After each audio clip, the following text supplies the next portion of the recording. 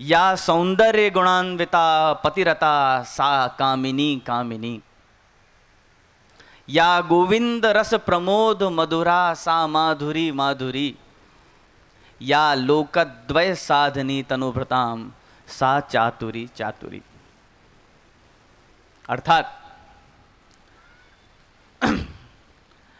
स्वच्छ रात्रि कौन को कहेंगे, यामिनी कौन को कहेंगे?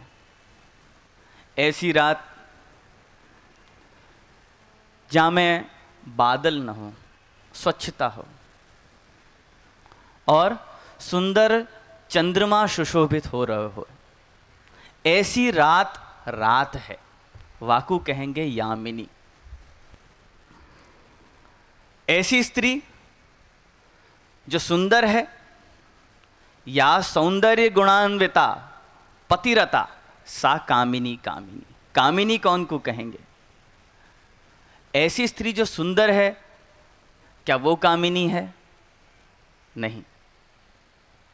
ऐसी स्त्री जो सुंदर है और सुंदर होने के साथ में वहां में गुण भी हैं, और इतना ही नहीं, सुंदर भी है, गुणवान भी है, और एक विलक्षणता वहां में और है, और वो है पतिरता, केवल अपनी पति में निष्ठा रखने वाली है, वो स्त्री कामिनी है।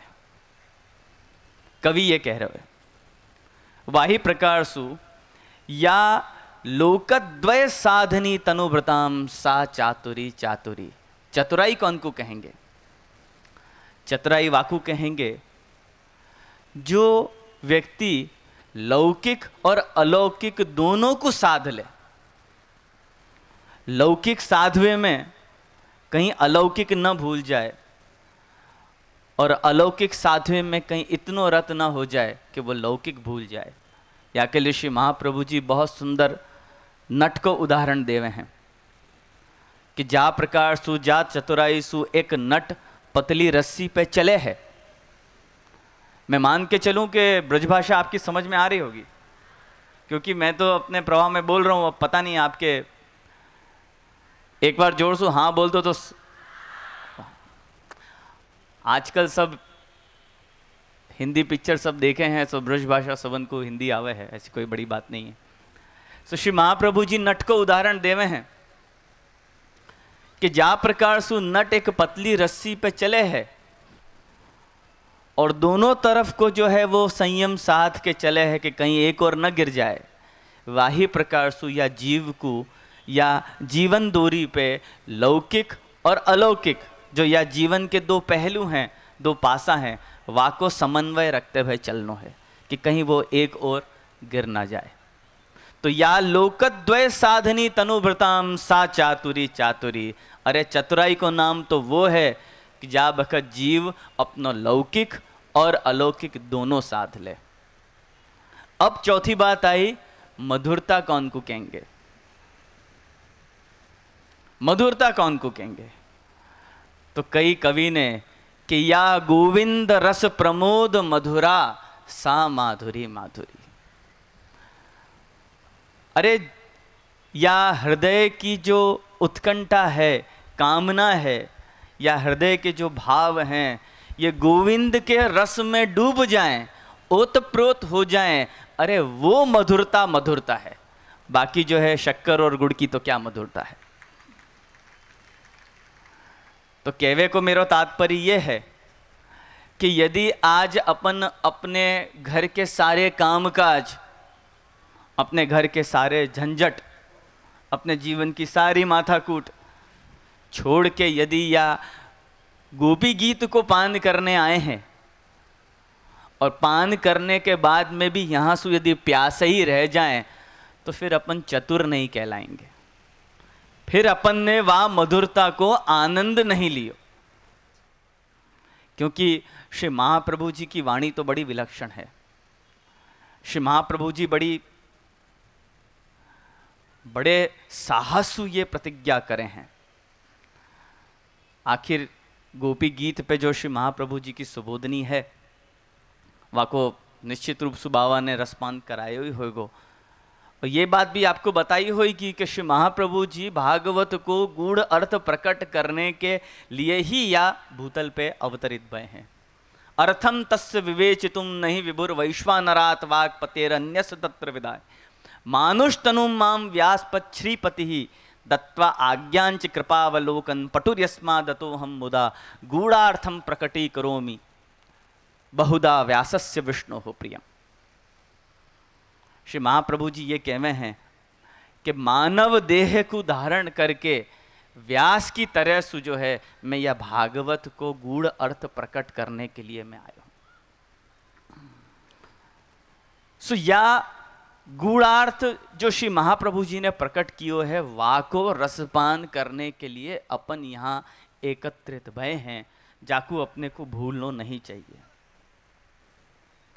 पत्रम यदा नैव करीर विटपे दोषो वसंतस्य किम नोलुको अपि अवलोक्यते दिवा सूर्यस्य किं दूषणम धारा नैव पतंति यदि चातक मुखे मेघस्य किं दूषणम यथ पूर्वम विधिना ललाट लिखितम तन्मार्जितुम कह क्षमा। कितनी सुंदर बात बताई। एक करीर को वृक्ष होवे है जहां में पत्ता नहीं होवे हैं,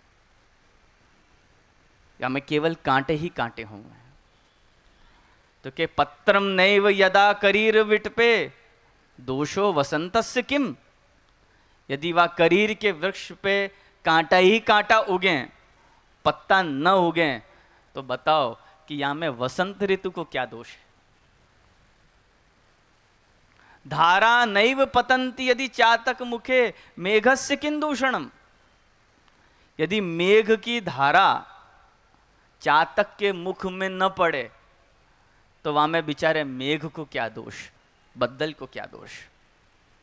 और नोलु को अपि अविलोक्यते दिवा सूर्यस्य किं दूषणम, यदि उल्लू को दिन में नहीं दिखे केवल रात में ही दिखे तो वहां में बेचारे सूर्य को क्या दोष है। या लिए कही है कि यत् पूर्वम विधिना ललाट लिखितम तन्मार्जितुम कह क्षमा। या लिए कह दी कि भाई जो पहले सु ललाट में लिख दियो वाकू कौन धो सके है, जाकू आप पहले सु अपने नसीब में लिखा लाए वाकू कौन मिटा सके। या लिए अपन सबन के बीच में, आपके बीच में, मैं अपने तक की बात कर रहा हूं, मेरे तक में यदि श्री महाप्रभु जी ने निमित्त नहीं बनायो, यदि श्री महाप्रभु जी ने वाको अंगीकार नहीं कियो, यदि श्री महाप्रभु जी ने वाकू पुष्टि मार्ग में स्वीकार नहीं कियो, तो चाहे कितने भी प्रवचन सुन लें अपन कृतार्थ नहीं हो पाएंगे। वो केवल कृपा बलि ही है जासु जीव या संप्रदाय में अंगीकृत होवे है या संप्रदाय में प्रवेश होवे है।